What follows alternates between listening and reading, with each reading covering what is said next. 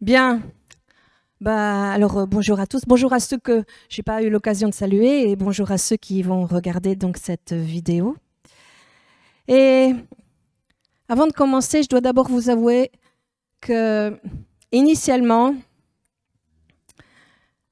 au début de cette semaine, j'ai déjà commencé à penser à mon message pour aujourd'hui et j'avais commencé à préparer un tout autre message qui me semblait bien et qui allait dans une certaine continuité et je pensais que ce serait bien. Pourtant, la semaine avant, le Saint-Esprit avait mis déjà un thème sur mon cœur et quelque chose d'important qu'il aurait fallu aborder. Et même ici ce lundi, on en a discuté à la réunion de prière, on a parlé de ce sujet. Et je veux parler de la guérison. Ah, sujet difficile, n'est-ce pas? Et justement, on parlait, on échangeait sur le fait qu'on remarquait dans les églises, parce que si vous les suivez en ligne, c'est quelque chose que, en fait, sur lesquels les prédicateurs sont assez frileux. J'avais beau regarder, il n'y a pas trop de messages sur ça. Et il y a une réserve là. Bon, pas tous, hein. Mais alors, pourquoi il y a cette réserve sur ce sujet, sur ce thème? La crainte que ça ne marche pas? La peur de l'échec? Ou parce que, après, c'est difficile d'expliquer pourquoi ça n'a pas fonctionné? Ben oui, parce que devant l'échec, il y a comme une forme de condamnation, de jugement. Hein? Par exemple, si il ou elle n'est pas guéri, on va dire « Ah, elle n'a pas de foi ». Ou si en parlant de celui ou celle qui a prié, on va dire « Ah, mais c'est parce qu'il n'est pas assez sanctifié ». Vous voyez un petit peu le genre de... Et donc, la semaine passée, le Saint-Esprit mettait donc ça sur mon cœur, ce fardeau, sur le thème de la guérison. Ben ouais, parce que je cherche ça, je veux savoir. Et en début de semaine, donc, comme c'était mon tour, après la prédication de Christian, ben, je zappe ça. Et je commence à préparer quelque chose de tout autre. Et là, je me suis fait tirer l'oreille par le Saint-Esprit. Et il m'a dit, Agathe, tu es en train de faire exactement la même chose que tu étais en train de dénoncer lundi. Tu fuis le message que je veux te faire faire. J'ai Seigneur, tu trouves que je suis là me placer pour donner ça? Alors, est-ce que nous devons renoncer à parler des promesses de Dieu parce que nous ne les avons pas encore vues pleinement s'accomplir? Non. Mais on doit obéir. Amen. Alors, peut-être que vous avez déjà tout entendu et reçu toute la connaissance au sujet de la maladie, la guérison, mais peut-être que le Saint-Esprit va vous révéler quelque chose au travers de ce message. Et avant de rentrer vraiment dans tout le sujet, je voudrais vous dire que ce n'est pas pour juger, je m'implique dedans. Amen. Et c'est vraiment afin que nous allions vers la victoire. Et ce qu'on peut voir, c'est que la maladie, elle est planétaire. C'est un véritable fléau. C'est partout dans le monde, les gens sont malades. On voit que les hôpitaux, ils poussent comme des champignons, ou comme ils prennent une proportion, ils s'étendent comme des véritables villes. Hein. Pour exemple, quand on voit ce qu'ils sont en train de faire dans notre ville, c'est titanesque. Et donc, devant tout ça, on peut véritablement se dire, il y a un grand besoin de guérison. Oui. Et je voudrais dire, et même au sein des églises, les chrétiens ont besoin de guérison. Et je crois qu'il n'y a personne ici qui va me contredire sur ça.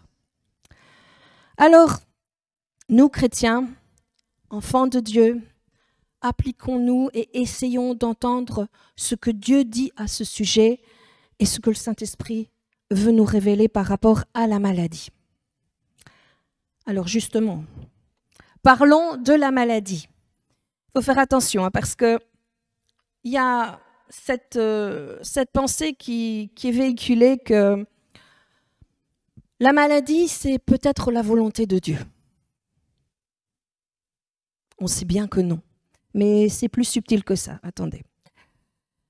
Mais je voudrais vous dire, si vous avez cette pensée, dites-vous bien que vous n'allez jamais pouvoir recevoir la guérison. Parce que vous allez accepter, vous allez tolérer, vous allez apprendre à vivre avec cette maladie. Au point où certains, ils croient que c'est une forme de... c'est une façon de glorifier Dieu, une façon de marcher avec Dieu pour démontrer sa grâce, sa bonté, son amour. Et pour ça, il cite le verset de ce que Dieu dit à Paul dans 2 Corinthiens 12, 9, ne le prends pas Nicolas, pour justifier justement cette pensée. Alors que ce n'est pas du tout ce que ce verset veut dire. Et on l'a vu dans un enseignement précédent. Et pour ceux qui veulent le titre, c'est « Écharde, persécution et grâce de Paul ». Et vous verrez que ce n'est pas du tout le sens que les gens donnent en général. Mais donc aujourd'hui, on va traiter de ça. Nous allons découvrir, pour commencer, d'où vient la maladie. Et on voit que dès le début, alors que Dieu a créé l'homme, là, dans le jardin d'Éden, ce que Dieu avait prévu, est-ce que Dieu a créé l'homme avec une maladie quelconque ? Eh bien, on va aller voir ce que dit la Bible dans Genèse 1, verset 26. Alors, on a le verset 1 qui dit « Au commencement, Dieu créa » et puis il est cité tout ce que Dieu a créé. Et on voit au verset 26 qu'il est dit « Puis Dieu dit « Faisons l'homme à notre image, selon notre ressemblance, et qu'il domine. » Et je passe encore. Et au verset 27, Dieu créa l'homme à son image, il le créa à l'image de Dieu, il créa l'homme et la femme. Du coup, en lisant ça, qu'est-ce qu'on peut en conclure? Qu'est-ce qu'on peut en déduire? Eh bien que si l'homme a été créé à l'image de Dieu, en sa ressemblance, ça veut dire que l'homme a été créé parfait. Tout au début, son esprit, son âme et son corps ont été créés parfaits. Ce qui veut dire que dans son corps, l'homme n'avait non seulement pas de maladie, mais il n'avait pas non plus la possibilité de générer la maladie. Ce n'était pas dans son ADN initial. Donc, on voit que l'homme a été créé à l'image de Dieu, sans maladie. Mais alors, d'où est venue la maladie? Je suis certaine que vous avez la réponse. Mais on va voir ça dans Romains 5, verset 12.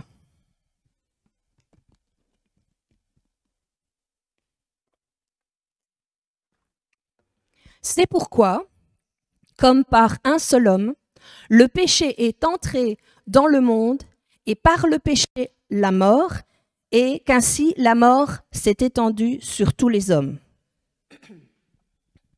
Qu'est-ce que ça veut dire? Au début, l'homme était créé parfait physiquement et il n'avait pas la possibilité de générer la maladie parce qu'il a été créé à l'image de Dieu. Mais ce qui s'est passé, lorsque l'homme a désobéi, parce que Satan, sous la forme d'un serpent, il l'a embobiné, il l'a manipulé, il lui a menti, il l'a trompé. Eh bien, l'homme, il l'a écouté. L'homme a accepté, il a cru. Et on se rend même compte que dans l'histoire qu'Adam est resté très passif. Il n'a pas exercé l'autorité que Dieu lui avait donnée tout au début. Et à ce moment-là, il a désobéi. Il a péché et la mort, au travers du péché, est venue. La mort est rentrée dans le jardin et elle s'est répandue, du coup, sur toute la terre. Et ici, quand on parle de mort, il faut bien comprendre qu'ici, on parle de mort spirituelle.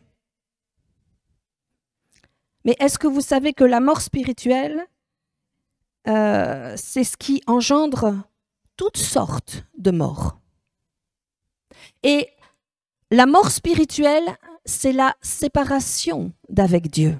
C'est comme si, je vais donner une image, vous m'excuserez, hein, c'est comme si je peux dire, c'est comme si c'était le cordon ombilical qui nourrissait l'homme de la vie qui était en Dieu.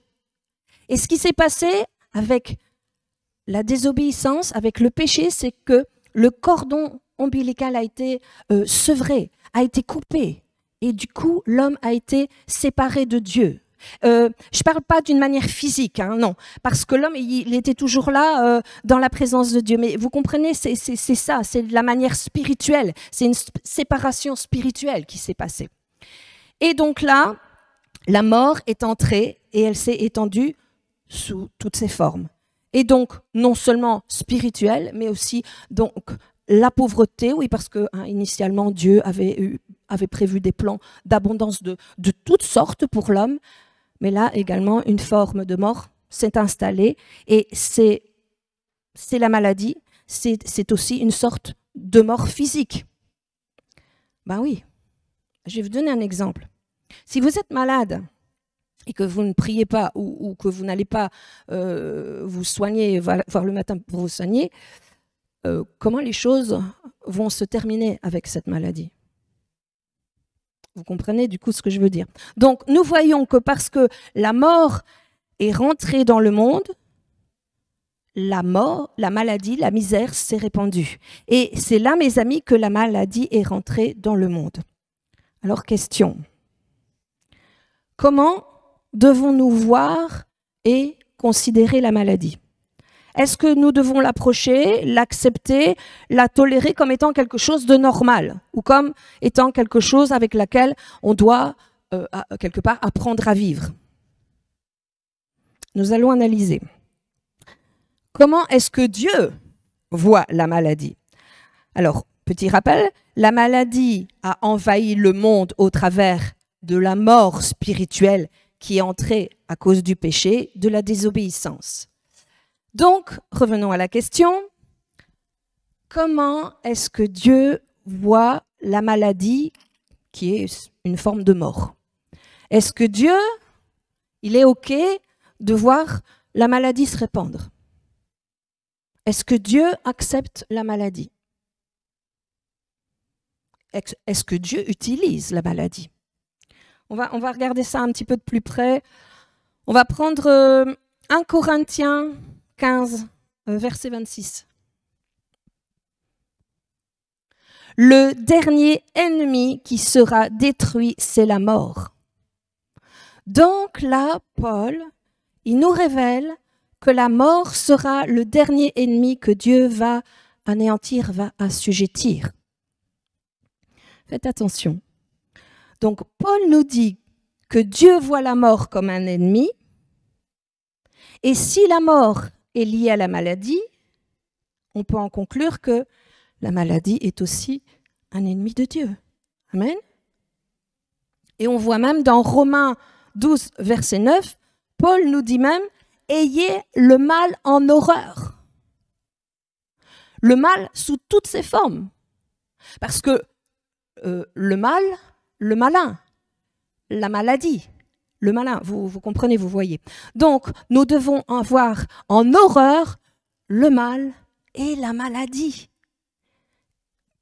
Et pourtant, il y a encore des chrétiens qui voient la maladie comme une sorte de volonté de Dieu. Quelque chose que Dieu utilise pour nous enseigner ou pour nous montrer l'humilité ou pour nous apprendre je ne sais pas trop quoi. Et là, je voudrais faire une petite parenthèse parce que qu'est-ce qui est censé nous enseigner toutes choses? C'est le Saint-Esprit. Et personnellement, je ne crois pas que la maladie puisse nous enseigner de tellement bonnes choses, si ce n'est que de se sentir indigne, de se sentir incapable, de se sentir rejeté de Dieu, de se sentir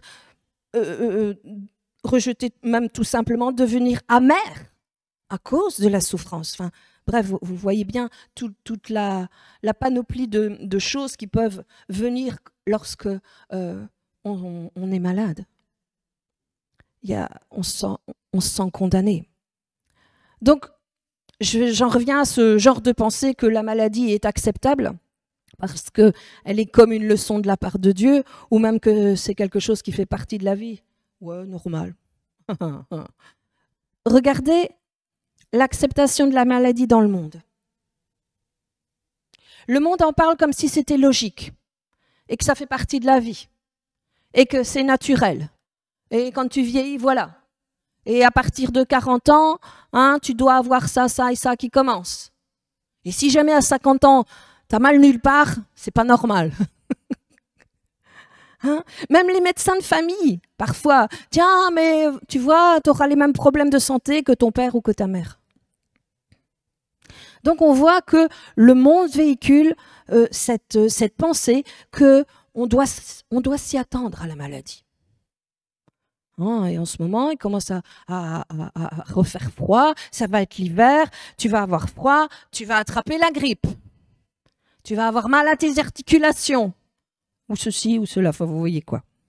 Et quelque part, on nous apprend et on nous habitue à voir la maladie comme un compagnon de la vie, quelque chose auquel on doit se soumettre, quelque chose d'inéluctable qu'il faudra apprendre à gérer.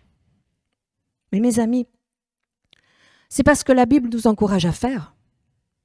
Parce que là, Paul nous dit de voir le mal, le malin, la maladie, en horreur. Tout comme Dieu. De la même manière que Dieu l'a en horreur. Vous savez, quand Dieu voit le mal, il a le mal en horreur. Il a une détestation pour la maladie qui atteint sa création. Dieu a une haine active pour le péché et c'est pour ça qu'il a envoyé Jésus, qu'il a donné Jésus, qui lui s'est fait pécher pour payer pour tous nos péchés afin que nous, on ne soit plus assujettis au péché. Pourquoi? Parce que Dieu a en horreur le péché. Alors, si le péché, c'est ce qui a amené le mal, la mort, la maladie, alors nous devons également avoir en horreur, nous aussi, non seulement le péché, mais aussi la conséquence du péché, c'est-à-dire la mort, la maladie. Amen.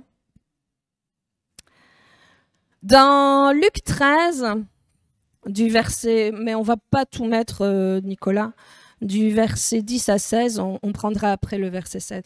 On a une histoire où justement Jésus était en train d'enseigner dans une synagogue et il enseignait un jour de sabbat.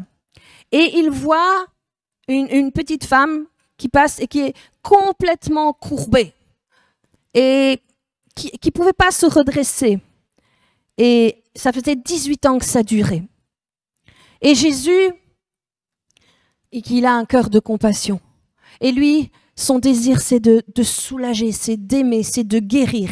Il l'appelle et il lui impose les mains et il la guérit. Et ce qui se passe évidemment, et ça c'est assez courant, c'est qu'il va se heurter aux religieux qui lui reprochent en fait de faire un miracle le jour du sabbat. Et regardez ce que Jésus dit. On voit ça au verset 16, si tu veux bien, Nicolas. Et cette femme, qui est une fille d'Abraham et que Satan tenait liée depuis 18 ans, ne fallait-il pas la délivrer de cette chaîne le jour du sabbat? Qu'est-ce que Jésus nous révèle là? Voyez, on voit bien dans ce qu'il dit que ce n'est pas Dieu qui l'a rendu malade et infirme pendant 18 ans, c'est le mal, le malin. Et Jésus, qu'est-ce qu'il fait? Il reconnaît que c'est le malin, que c'est le diable, que c'est Satan qui a attaqué cette femme et qui l'a opprimée dans son corps pendant 18 ans. Mais Jésus est venu pour libérer cette femme, pour la débarrasser de ce joug, de la maladie et de l'infirmité. Amen. Et regardons ce que Luc a écrit dans Actes 10, verset 38. Ça confirme. Donc 10, verset 38. Il est dit que Dieu a oint du Saint-Esprit et de force Jésus de Nazareth, qui allait de lieu en lieu, faisant du bien et guérissant tous ceux qui étaient sous l'emprise, qui étaient sous la domination du diable. Et dans la version d'Arby, il dit que le diable avait assujetti. Et vous remarquez que ce n'est pas que quelques-uns, c'est tous ceux qui étaient sous l'oppression de l'ennemi. Oh, amen! Tous ceux qui étaient opprimés par Satan. Et donc on voit là que c'est pas Dieu qui permet la maladie et qui rend les gens malades. C'est le diable. Et donc Luc, là, dans ce texte, il dénonce l'œuvre de Satan, il dénonce l'œuvre du diable. Savez-vous qui était Luc? À part le fait qu'il était un disciple. Bien. C'était un docteur, pas un docteur en théologie ou un docteur en philosophie ou quoi. Non, non, non. C'était un médecin. Et là, nous avons un docteur qui écrit que Jésus, rempli de force et du Saint-Esprit, allait de lieu en lieu pour faire du bien et guérir tous ceux qui étaient sous l'oppression du diable.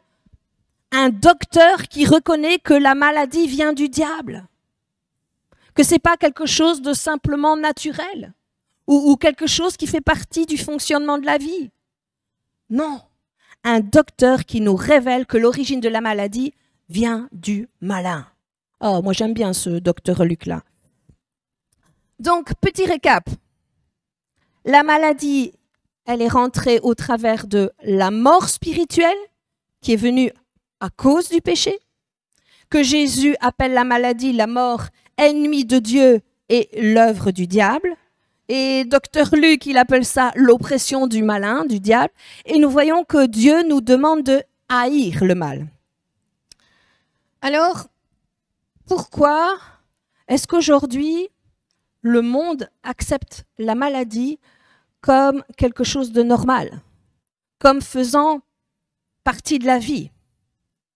Et je dirais même pourquoi est-ce que même des chrétiens dans des églises acceptent la maladie comme normale et quelque chose auquel on doit s'habituer.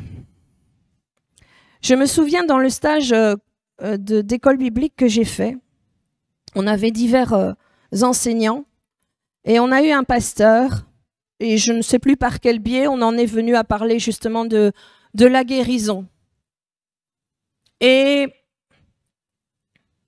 il nous disait « Ah, mais si vous avez mal à la tête, vous n'avez qu'à prendre un dafalgan. Il ne faut pas déranger Dieu pour si peu. » Il dit « Moi-même, j'ai un problème de vision. C'est-à-dire que normalement, on a la vision de notre œil gauche et notre œil droit qui s'alignent.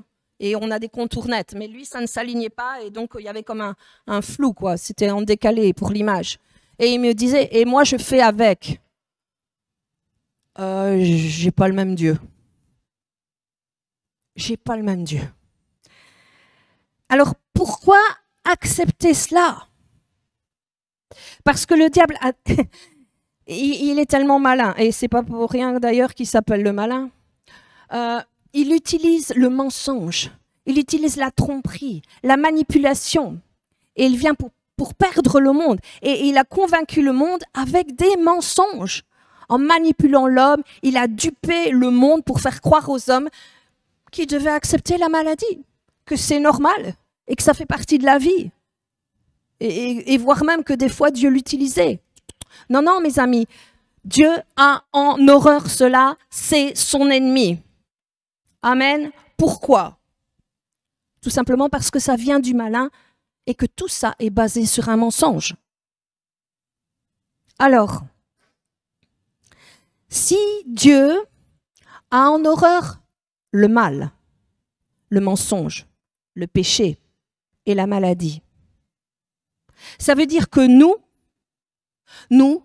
devons aussi en avoir horreur et ne jamais se résigner à accepter, encore moins de tolérer la maladie dans nos vies.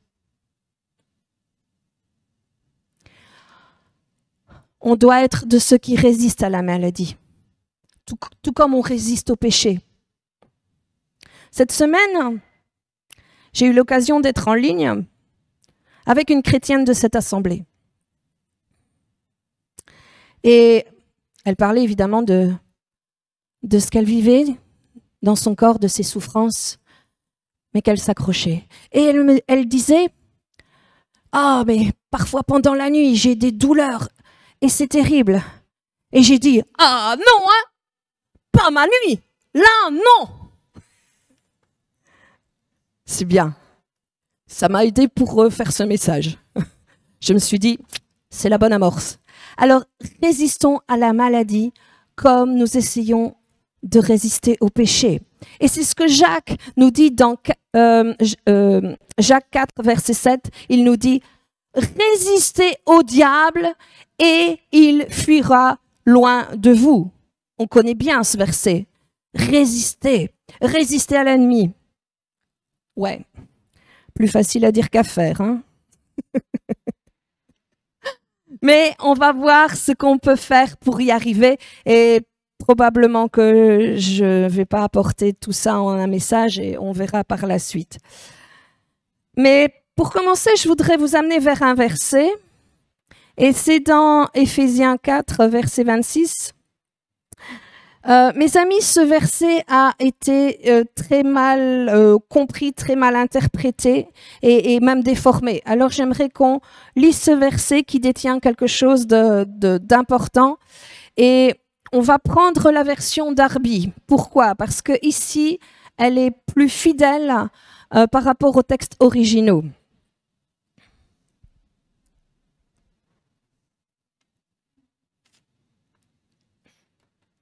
Et dans ce texte, en fait, Paul, il fait référence à un passage dans le livre des psaumes. Donc, Éphésiens 4, verset 26, dans la version Darby. « Mettez-vous en colère ». Et j'aimerais bien qu'on puisse switcher dans la version tout de suite Louis II, parce que vous allez voir que le sens n'est pas le même. Si vous vous mettez en colère.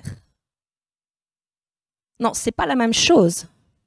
Les textes originaux et la Darby, et si on peut repasser du coup en Darby, c'est « mettez-vous en colère ». Vous avez remarqué? Là, c'est un ordre. Mettez-vous en colère. Et vous vous dites, hein? Quoi? Dieu me dit de me mettre en colère?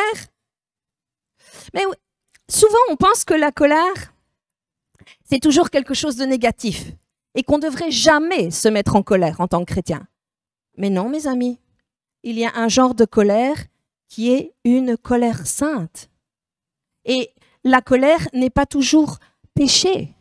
Il y a une colère appelée colère sainte que la Bible approuve.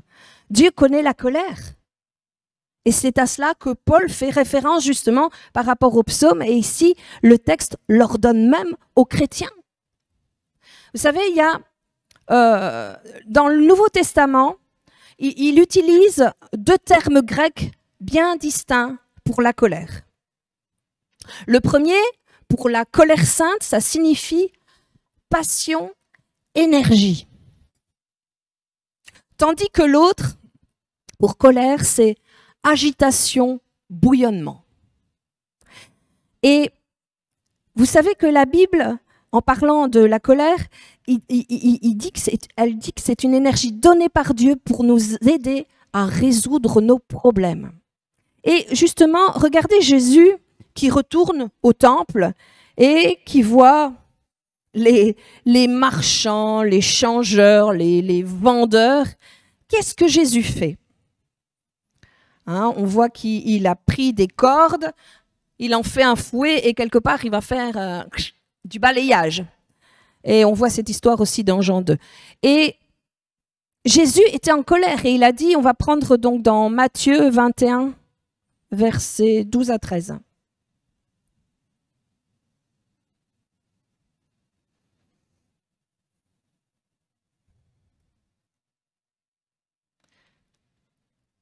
Matthieu 21, 12, 13. Jésus entra dans le temple.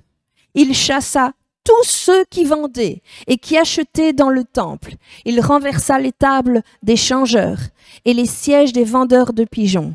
Et il leur dit, « Il est écrit, ma maison sera appelée une maison de prière, mais vous, vous en faites une caverne de voleurs. » Et qu'est-ce qu'on voit? Qu'est-ce que Jésus a fait après ça? Verset 14. Il a commencé à guérir les malades. Des aveugles et des boiteux s'approchèrent de lui dans le temple et il les guérit. Et là, je me permets de faire une petite analogie. Qui sommes-nous? Que sommes-nous? 1 Corinthiens 3, verset 16.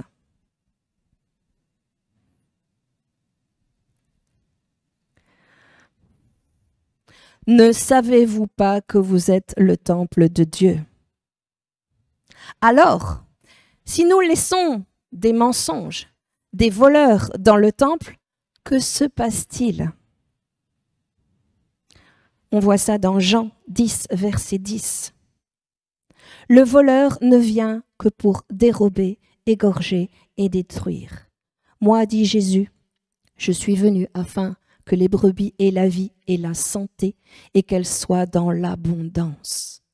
Amen. Nous voyons donc que Jésus non seulement s'est mis en colère parce qu'il a vu que la maison de Dieu n'était pas respectée et que la maison de Dieu n'était pas un lieu où les gens étaient soulagés, et qu'ils n'étaient pas délivrés, qu'ils n'étaient pas libérés, qu'ils n'étaient pas guéris, mais que c'était une maison de trafic et de tromperie où on marchandait. Et Jésus, après s'être indigné, il a commencé à guérir les malades. Alors oui, Jésus s'est mis en colère, mais c'était une sainte colère. Une colère sainte. Voyez-vous, Dieu nous a donné des bonnes émotions. Oui, même la colère. Mais cette colère, nous devons l'utiliser d'une bonne façon. Nous devons l'utiliser contre l'injustice, contre le mal, contre le péché, contre la maladie. Amen. On va prendre Marc 3, versets 1 à 5.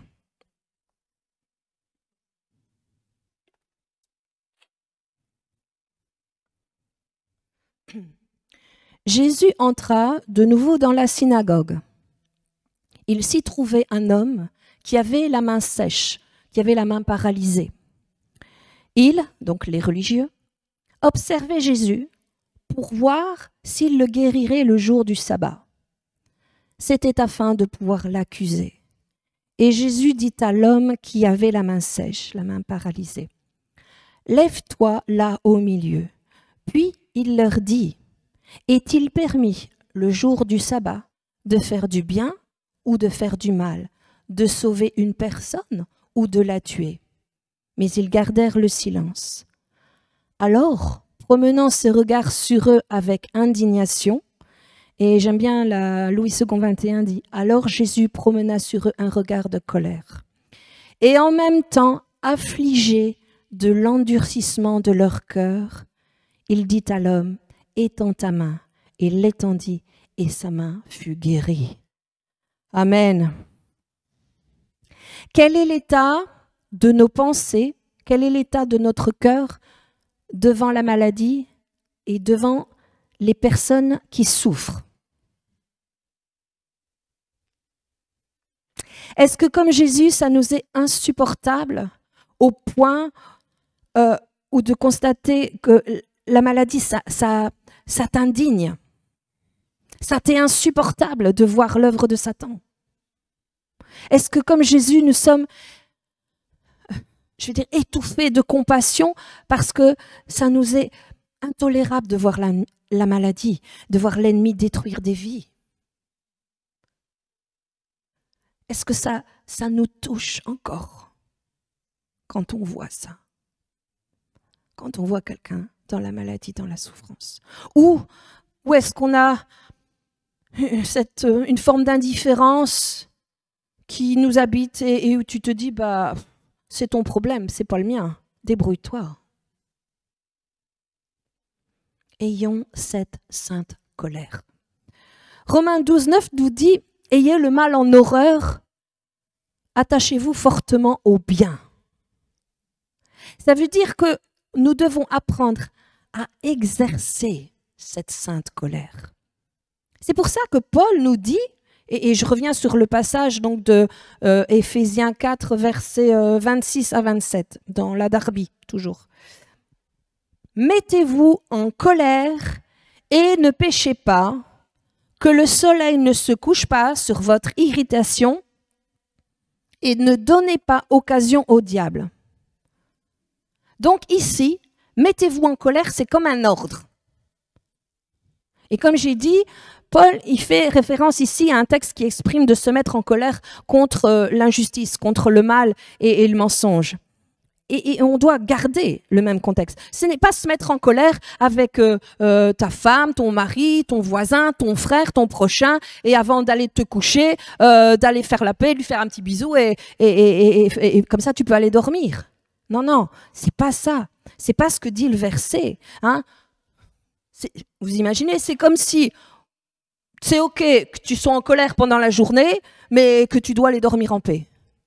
Non, c'est pas ce contexte-là. C'est pas ce que le texte veut dire. Ce qui est exprimé en fait ici, c'est hey, mes amis, mettez-vous en colère, mais ne péchez pas. C'est-à-dire que cette colère soit une colère sainte, celle de Jésus. C'est ça que ça veut dire.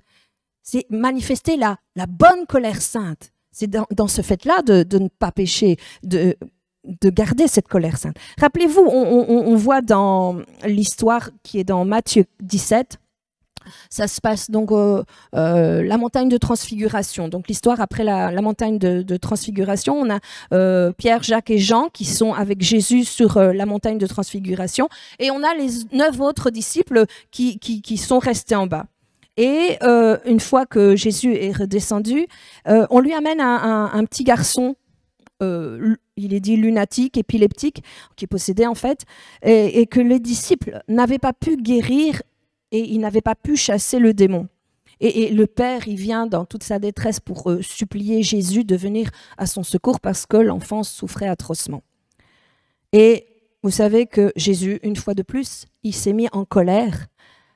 En fait, il s'est mis en colère. Pourquoi? Parce qu'il s'attendait à ce que ses disciples guérissent ce petit garçon et chassent le démon. Pourquoi Jésus, il était en colère? Parce que Jésus était en colère sainte contre la maladie. Et il pouvait pas la tolérer. Il ne l'acceptait pas. Et il s'attendait à ce que ses disciples ils soient animés de la même manière contre la maladie et qu'ils guérissent ce petit garçon. Vous voyez, vous comprenez?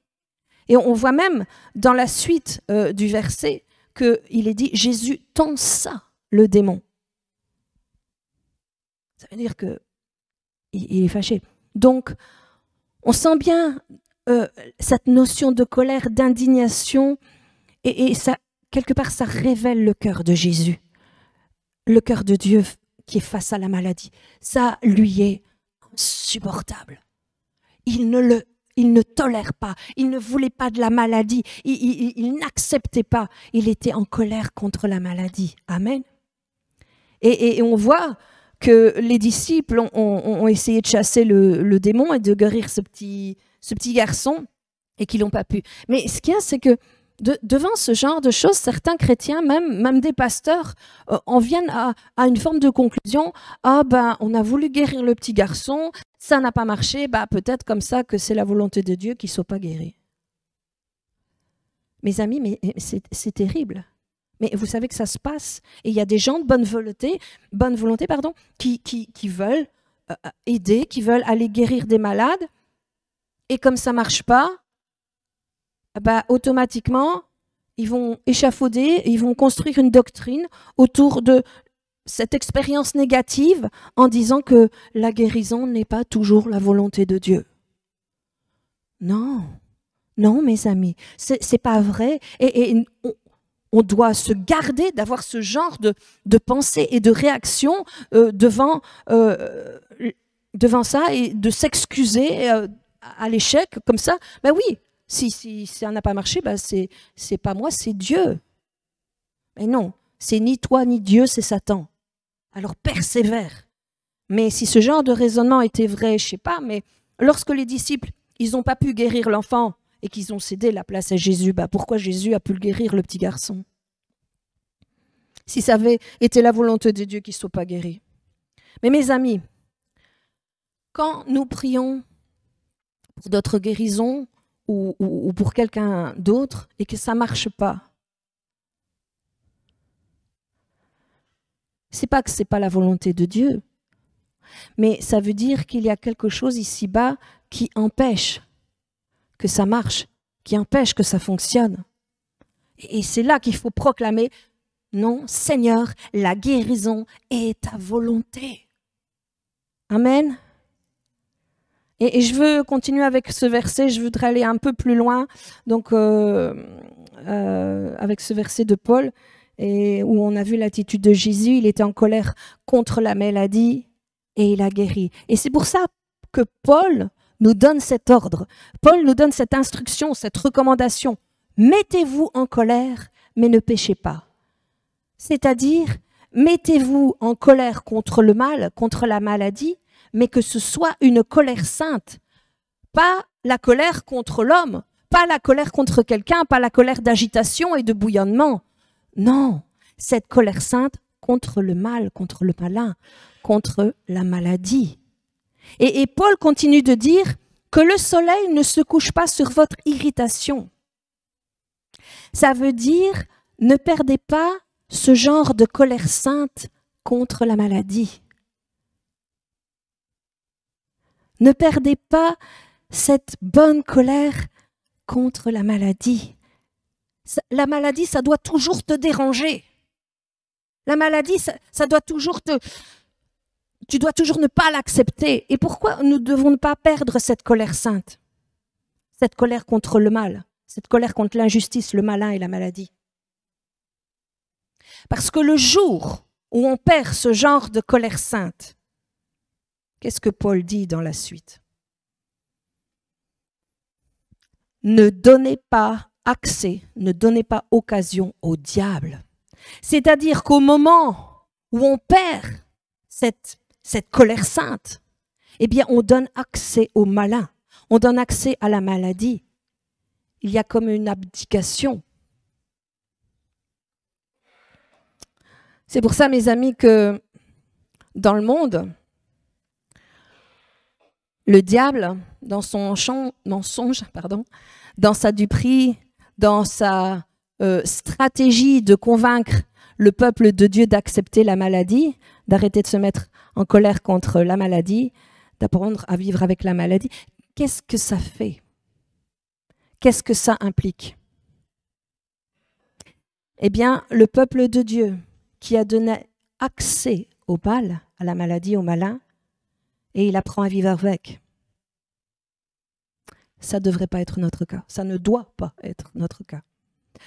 Alors, ce matin, j'essaye de ressusciter en vous cette sainte colère. Vous savez, j'ai entendu un témoignage d'un ministère justement de guérison. Et elle parlait d'une femme qui était paralysée, qui était en fauteuil roulant. Et en fait, cette femme avait été battue par son mari et suite au fait qu'elle était battue, elle avait été paralysée. Et donc, elle a été amenée à prier pour elle et là, le Saint-Esprit lui a dit il faudra que tu prennes du temps. Alors, Seigneur, quoi? Dit oui, parce qu'elle va devoir apprendre d'abord à se lever à l'intérieur avant de pouvoir se lever à l'extérieur. Et nous devons apprendre à nous mettre en colère contre la maladie, contre les attaques de l'ennemi sur notre santé. Dites non, je n'accepte pas la maladie. Ce n'est pas ce que Dieu a prévu pour moi. Ce n'est pas ce que Dieu veut pour moi. Et j'ai envie de vous dire, levez-vous à l'intérieur. Mettez-vous en colère de manière sainte. Et alors, après avoir appris à nous mettre en colère, nous allons voir comment résister au malin et comment reprendre du terrain. Comment récupérer sa vie et sa bonne santé. Et je voudrais vous donner la suite de ce témoignage, en fait. Parce que cette femme, oui, elle a appris à ne pas accepter, à se lever à l'intérieur. Et 3 mois après, elle a téléphoné à ce ministère. Et elle était donc paralysée pour toute la partie basse. Et elle lui a téléphoné, elle a dit, « Je commence à bouger 3 orteils. » Et 1 an après, ce ministère est repassé dans cette église. Et cette dame, elle est venue jusque le devant en marchant. Alléluia. Moi, ça m'encourage, ça. Alors, comme quoi il faut persévérer, mais ne pas accepter. Jamais. Pas dire, oh ben c'est comme ça. Non, non, non. J'espère que ce message va vous aider. Et on peut se dire que nous faisons nos premiers pas vers la bonne santé et vers la guérison. Amen. Voilà. Je vous souhaite un bon dimanche à tous. Et j'espère dans les promesses de Dieu encore.